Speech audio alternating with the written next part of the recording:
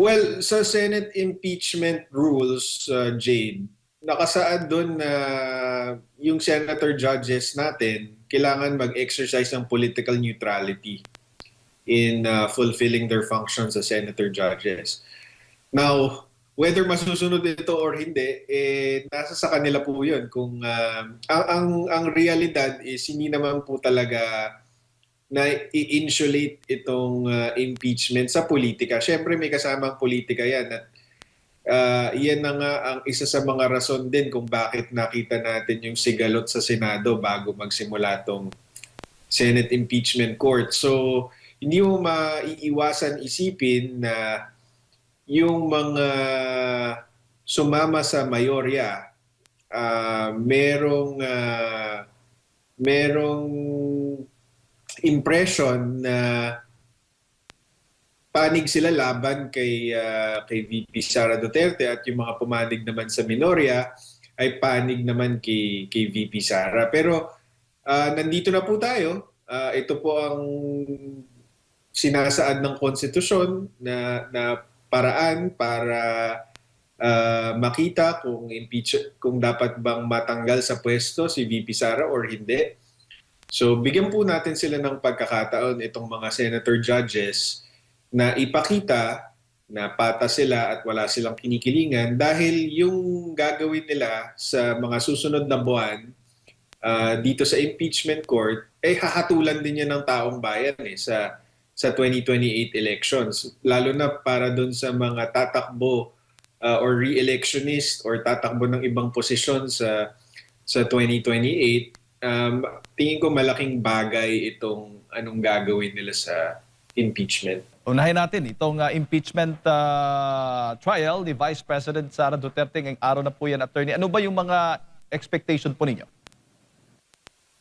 Well, it's the first hearing, so nakakita tayo ng manifestation from the prosecution kung sino ang mga testigo na balak nilang ipresenta today or sa mga susunod na araw. So yun yung isang inaasahan natin, mukhang base doon sa mga listahan ng testigo, mukhang mga testigo ito ukol doon sa grave threats di umano na sinabi daw ni Vice President Sara Duterte laban kay Pangulong Bongbong Marcos, First Lady at kay dating Speaker Martin Romualdez. Pero dahil unang hearing nga ito mamaya, baka maaari ding ma-bring up yung motion ng or prayer ng defense na i-dismiss yung kaso on technical grounds. So baka makita natin yun mamaya. Opo. Attorney, para po sa kaalaman ng ating mga kababayan, ano ho ba yung mga pangunahing tungkulin, papel, ang defense at ng House Prosecution na panel sa impeachment trial ng Vice Presidente?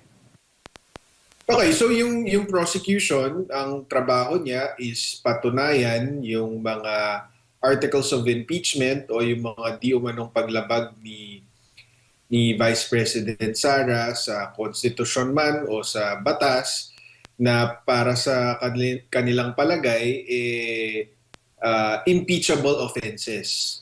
So yun ang trabaho nila, yun ang magprepresenta sila ng mga testigo at ebidensya na susubukan nilang patunayan yung mga impeachable offenses na linagay nila doon sa articles of impeachment. Yung defense naman, yung defense panel ni Vice President Sara Duterte, ang trabaho nito ay depensahan siyempre si VP Sara at patunayan naman na hindi siya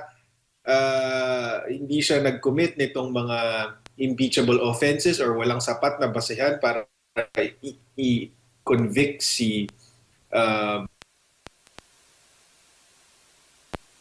civil offenses na alleged ng prosecution at specifically for this impeachment, meron din silang mga grounds on technical grounds na para sa kanila ay sapat na i-dismiss itong impeachment complaint. Opo. So hindi lamang ang prosecution panel ang may papel na magpresenta ng kanilang mga ebidensya, maging ang depensa po pwede rin po magpakita ng kanilang mga ebidensya laban po sa mga allegations ng prosecution. Hello? Yes, attorney, narinig ho ba ninyo kami? Yeah. Yes po. So, tama yun.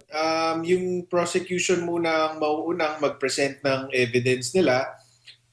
Pero habang nagpre-present yung evidence, pwede namang pumasok yung defense para mag-object kung tingin nila ay hindi tama yung pag-present ng ebidensya or hindi angkop dun sa rules on evidence na sinusundan ng impeachment trial court.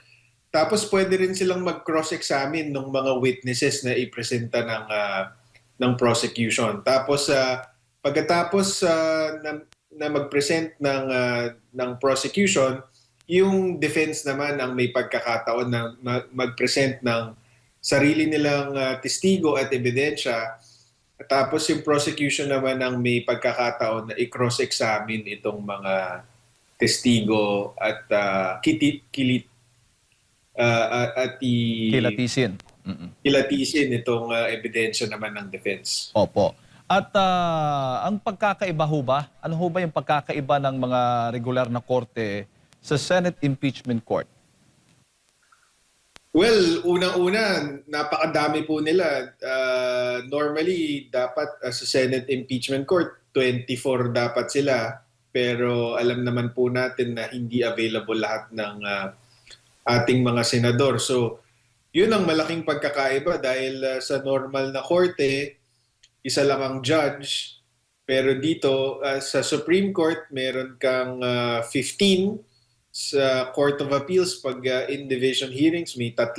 Sa Court of Tax Appeals, ganun din. Sa Sandigan Bayan, 3. Pero ito, we're talking about 20 plus senators, senator judges. Tapos, although pangkaraniwan naman sa Senate Impeachment Court na i-adopt yung rules of court or yung rules na kadalasan ginagamit sa regular courts, hindi rin natin may iwasan na tignan ito bilang hindi lang legal exercise but also a political exercise. Dahil although dapat sabi na nga din ng Supreme Court doon sa naunang impeachment complaint na dapat ang mga hakbang sa impeachment ay grounded on law, on jurisprudence, on due process, on the Constitution. It's also a political exercise. So numero din ang bilangan dito. So hindi ito purely legal exercise. Opo. At na-raise po yung issue na rin itong tatanong ko po sa inyo, kung po maaari ho bang dalawang prosecutors ang mag-cross-examine doon sa witness sa impeachment trial? Parang may nakita po tayong ganong request and hindi po ba? Sa akin magulo po yun na dalawa.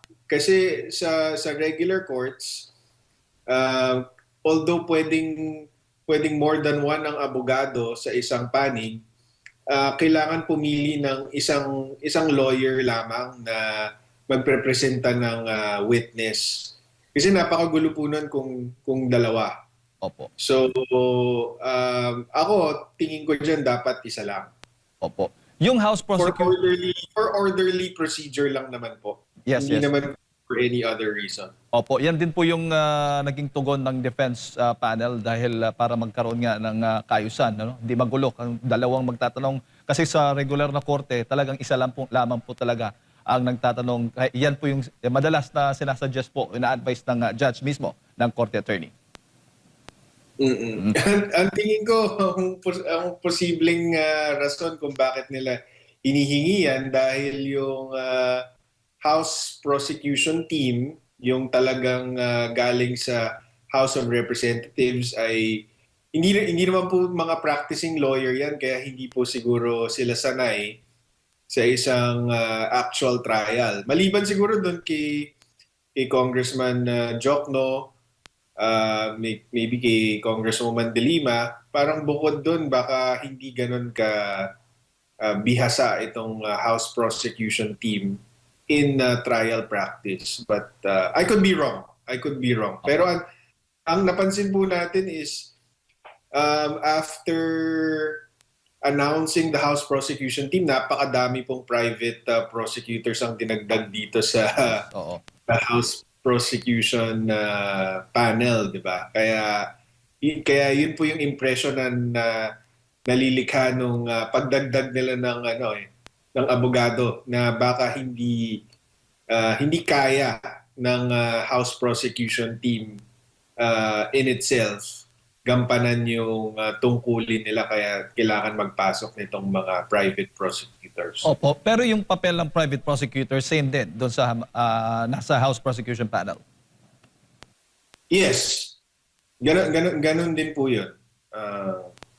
Jay. Parang suporta lang during sa cross-examination. Ngayon naman, attorney, doon sa mga senator judges, ano naman po yung papel nila? Well, ang papel ng judge, whether dito sa Senate Impeachment Court or sa regular court, is dinggin yung bawat panig. Tapos along the way, kailangan niya ring mag-rule on certain matters para sa kaayusan ng trial at para to make sure na yung prosecution at defense sumusunod sila sa mga patakaran ng korte. So, yun lang naman ang tungkulin ng senator judges. Ultimately, of course, magbobotohan sila sa dulo kung dapat bang ma-acquit or ma-convict itong si VP Sara. Opo, opo. At maaari ba silang makapagtanong, makapag-cross-examine din yung mga senator judges? Hindi cross-examination ang tawag doon. Ang tawag doon is clarificatory questions from the judges. Pwede yon, kahit sa regular courts pwede yon. So ang normally mangyayari is yung party, whether the prosecution or the defense, it presents its witnesses, magtatanong siya doon sa witness niya. Pagkatapos niya magtanong, ang tawag doon is direct examination. Pagkatapos niya, magka-cross-examination naman yung kabilang panig. Tapos, kapag tapos na yung direct examination at cross-examination, kung walang redirect at recross or pagkatapos ng redirect and recross, yung mga judges natin sa regular courts, nagtatanong sila ng clarificatory question. So, dito sa Senate Impeachment Court, pwede rin nila gawin yun. Opo. Pero issue ho ba sa inyo yung magiging presiding officer ay hindi lawyer o kailangang lawyer?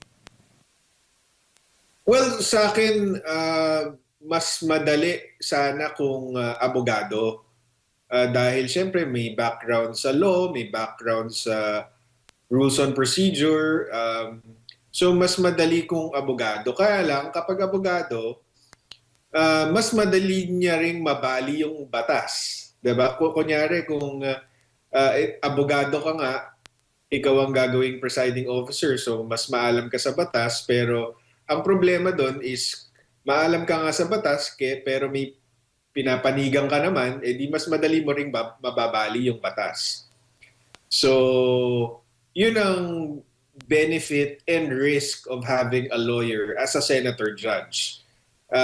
So, itong si Senator Gatchalian, mukhang siya na nga ang magiging presiding officer for the impeachment trial. Hindi siya abogado, pero okay lang naman insofar as syempre meron naman yung staff na abogado.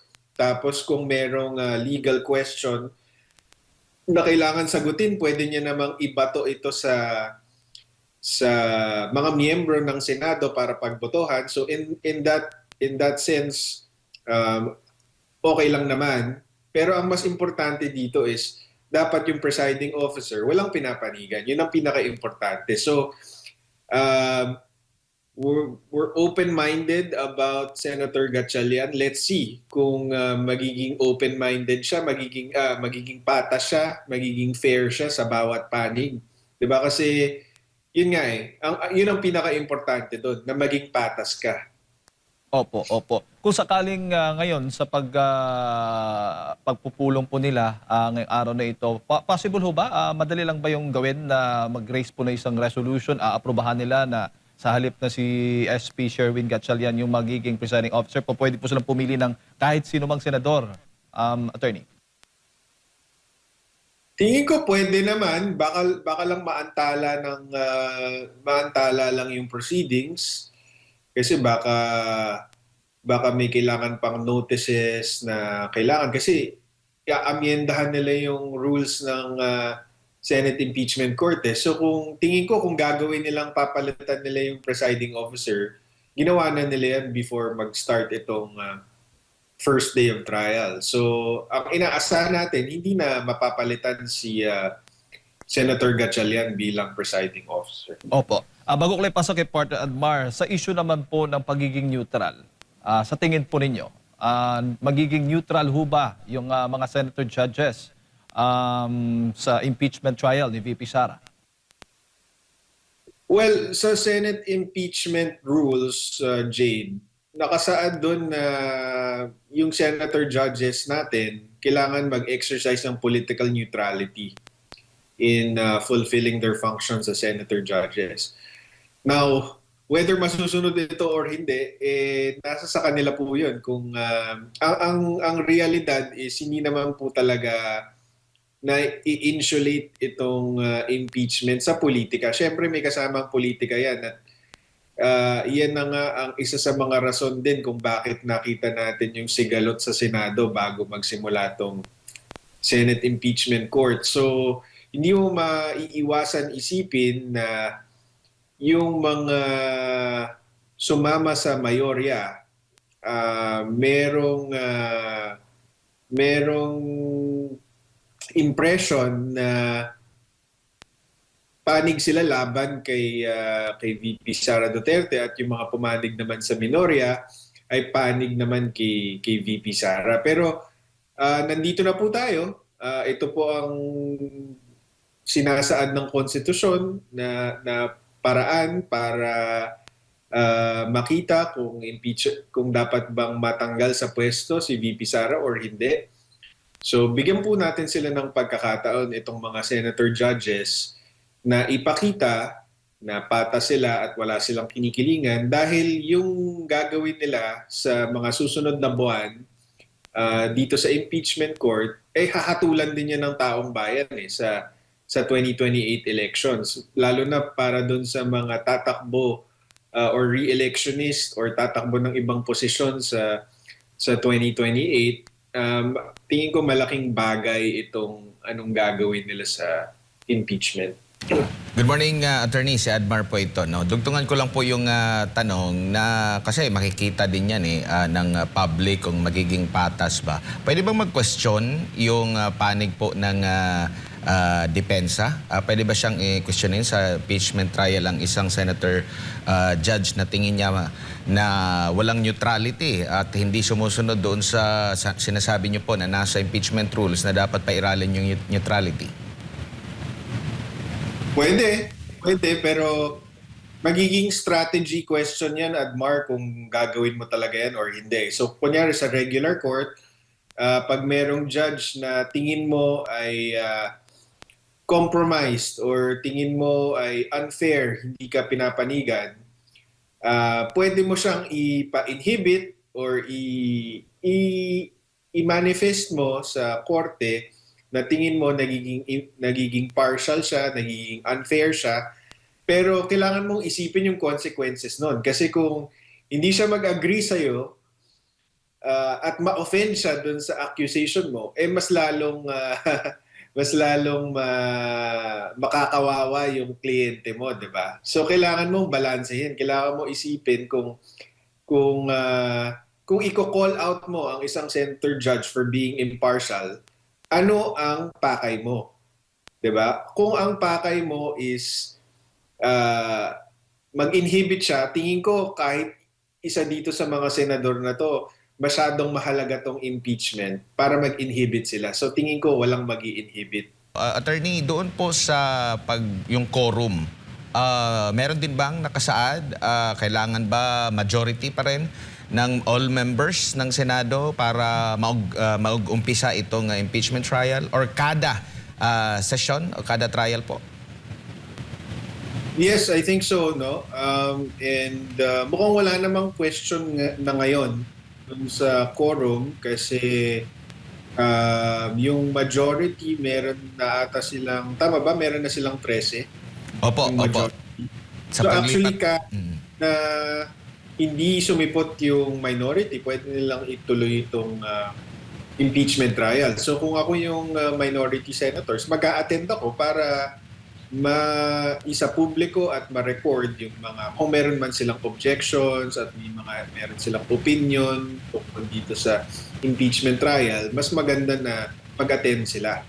Ang problema lang, Agmar, is alam naman natin na sinabi nung itong linggo or itong Sabado na nakapag-file na ang ombudsman ng plunder case versus Senator Marcoleta.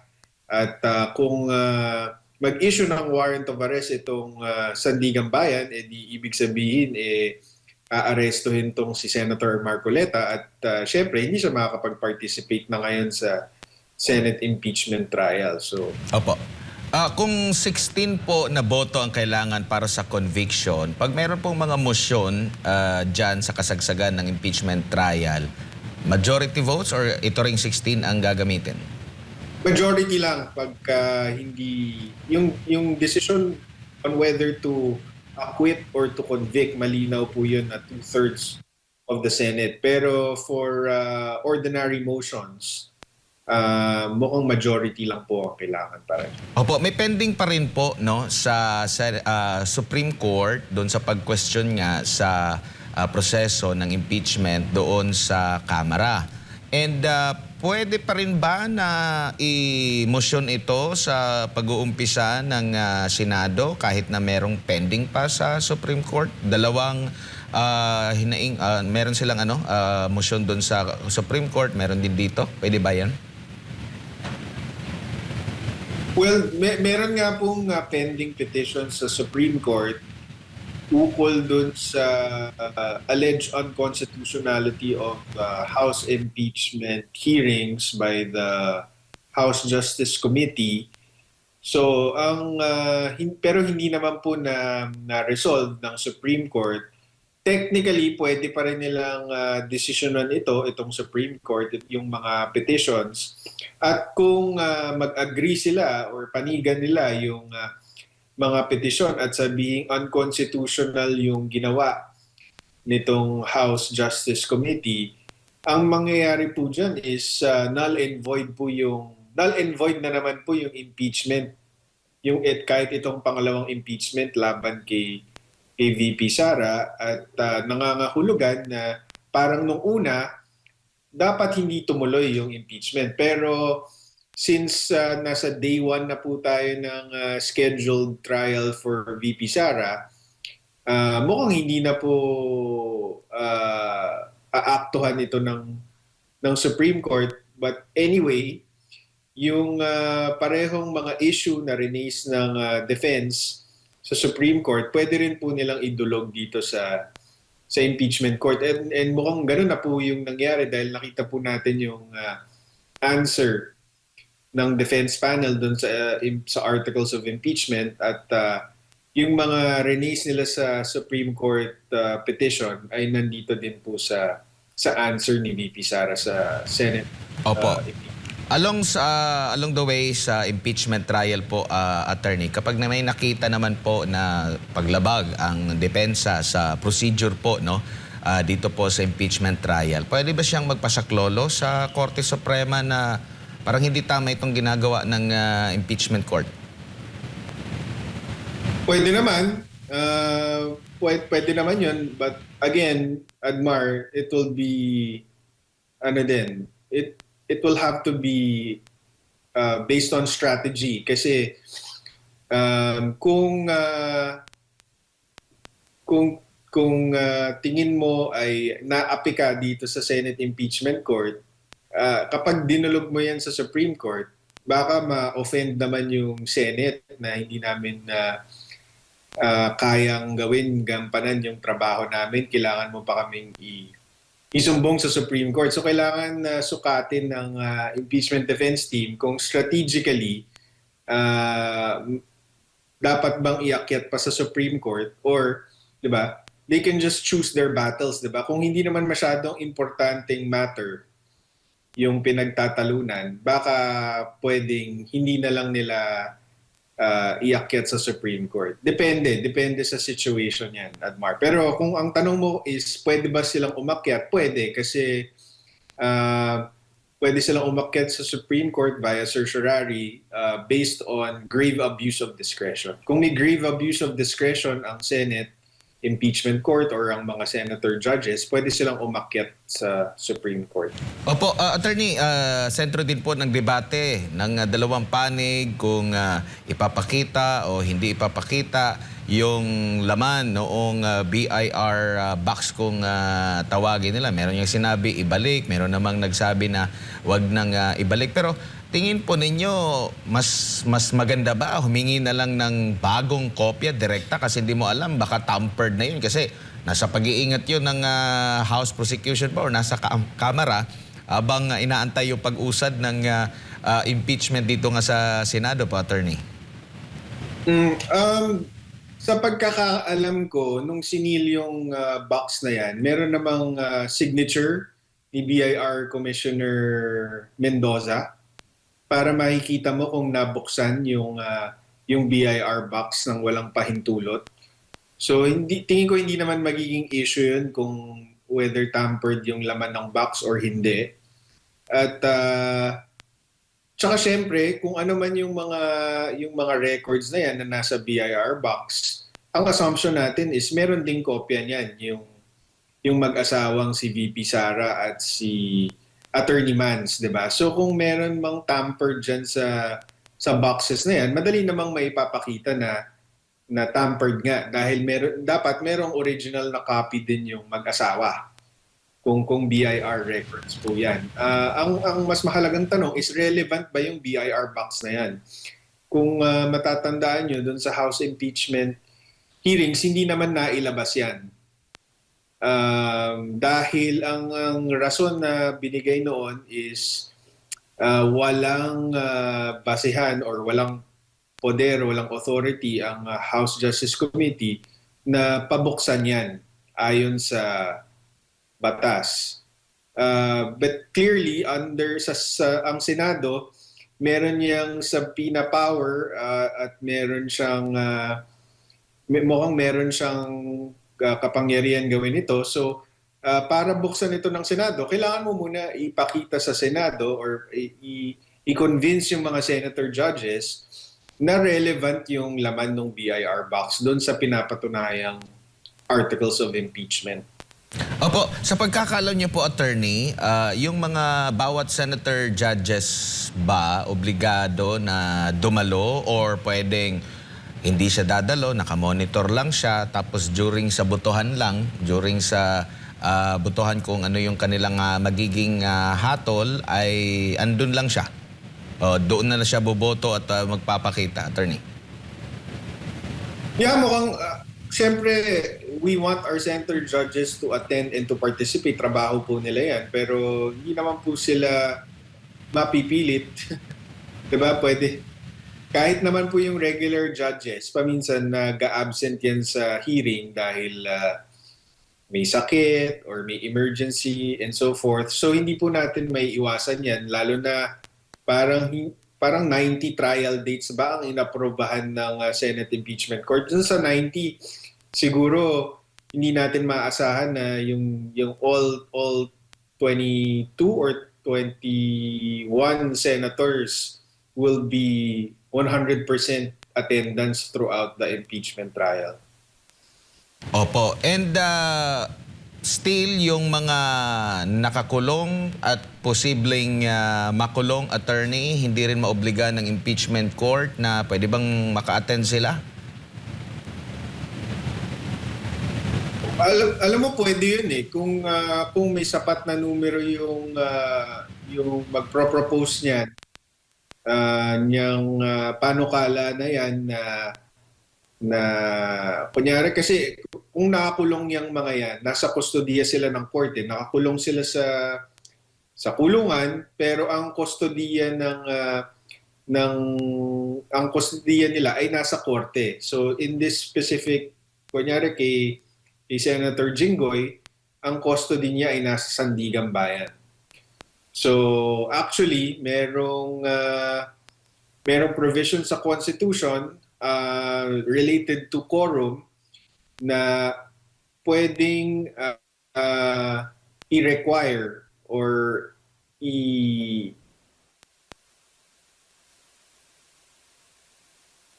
Opo. senator para mag-appear sa Opo. session. So meron silang kapangyarihan na gano'n. So theoretically, pwede nilang hingin sa Sandigan Bayan na pansamantalang dalin yung senador para makaboto dito sa Senate Impeachment Court kung kinakailangan. Pero number one, dapat dyan may sapat silang numero para mapasa yung motion. So dapat at least 13 ang bumoto para dyan. At pangalawa, Opo. preventively suspend siya for 90 days. So kung pasok sa suspension niya yung araw na pagbobotohan, mukhang hindi rin siya makakaboto kahit makakuha sila ng boto for to bring him to the Senate. Opo, malaki po ba sa tingin nyo na kawalan? Kasi nakaamba pa rin yung posibilidad na maghahain ng arrest warrant laban dito kay Senador Marcoleta. Gaano kalaki ang epekto nito lalo na sa pag-question sa mga ilalatag ng mga ebidensya na magkabilang panig, paghimay mismo during impeachment trial, attorney? Well, baka malaking bagay din kasi unang-una abogado si Senator Marcoleta, so baka mas nakakaintindi siya dito sa trial, dito sa proseso at doon sa rules on evidence. Pero nandiyan naman po si Senator Alan Peter Cayetano na isang abogado din at bihasa dito sa impeachment rules and sa rules of procedure. So baka hindi naman ganun kalaking kawalan. Kung dito lang sa grupo ng minority senators, pagkakataon to na kung wala si Senator Marcoleta, dapat may magse-step up, 'di ba? Hindi pwedeng tahimik lang, lalo na't isa sa mga miyembro nila na very vocal sa mga objections, sa mga nakikitang hindi pagsunod sa rules, hindi pagsunod sa batas, dapat may papalit sa kanya. Opo, huli na lang po, attorney, meron pong notice or itong pinadala ang impeachment court para sumipot si Vice President Sara Duterte sa unang araw. Linawin lang natin, baka magkakaroon na naman ng dramahan, no? Obligado ba ang pangalawang pangulo na dumalo sa unang araw ng impeachment trial kung pagbabasehan natin itong notice o summon na ipinadala po ng impeachment court, attorney? Malinaw naman dun sa notice na pwede siyang mag-appear in person or through counsel. So, pwede siyang i-represent ng kanyang abogado or kanyang mga abogado dito sa Senate Impeachment Court, dito sa trial. So, hindi siya obligadong pumunta. Ang tanong is, siguro ang tanong para sa kanya is, dapat ba talaga siyang pumunta? Or ano ang ma-achieve by her attending in person? Kung sa tingin niya wala namang maidadagdag ito sa kanyang depensa or makakaabala to sa mga duties niya bilang ikalawang pangulo, siguro hindi na siya kailangan mag-attend. Opo. Attorney, pahabol lamang, kung sakali man, maaari ho ba ang magmosyon ang depensa na i-dismiss yung articles of impeachment laban kay Vice President Sara Duterte dito nga sa impeachment trial niya? Pwede. And in fact, dun sa answer ni VP Sara, release niya nga itong mga grounds for dismissal, particularly na void daw yung impeachment hearings na naganap dito sa House Justice Committee dahil unconstitutional, for being in violation of due process, for being a fishing expedition, etc. So, pwede yun. In fact, mas magiging orderly ang procedure kung talakayin yun sa simula pa lang, yung grounds for dismissal. Opo. At maari ho ba na kung yung alinman sa apat o kahit isa man lang doon sa apat na articles of impeachment ay mapatunayang walang sapat na ebidensya, ay po pwede ng pagbotohan ng mga senator judges kaagad at desisyonan kung po pwede na siyang i-convict o i-acquit doon sa kaso na yan? Well, doon sa Senate impeachment rules, ang nakasaad doon ay tatapusin muna lahat ng articles of impeachment bago magdesisyon. Pero pwedeng magkaroon ng pagkakataon na kung ang tingin ng prosecution ay na napatunayan na nila ang isang article na sapat na para makonvict si VP Sara, pwede nilang sabihin sa court na hindi na nila tatalakayin yung ibang articles at isasubmit na nila sa botohan itong articles na or article na tingin nila sapat na para sa conviction. Pero ang tingin ko, ang personal na opinion ko, hindi nila gagawin ito dahil number one, mahina naman yung lahat ng articles of impeachment para sa akin, mahina eh. Pero number two, tingin ko mas favorable sa prosecution na patagalin itong impeachment para maaraw-araw na naman nilang masiraan itong si VP Sara bago eleksyon. So kumbaga, kung hindi man nila ma-convict si VP Sara base sa ebidensya at base sa botohan ng Senate, nasiraan naman nila araw-araw for 60 or 90 days si VP Sara bago mag-eleksyon.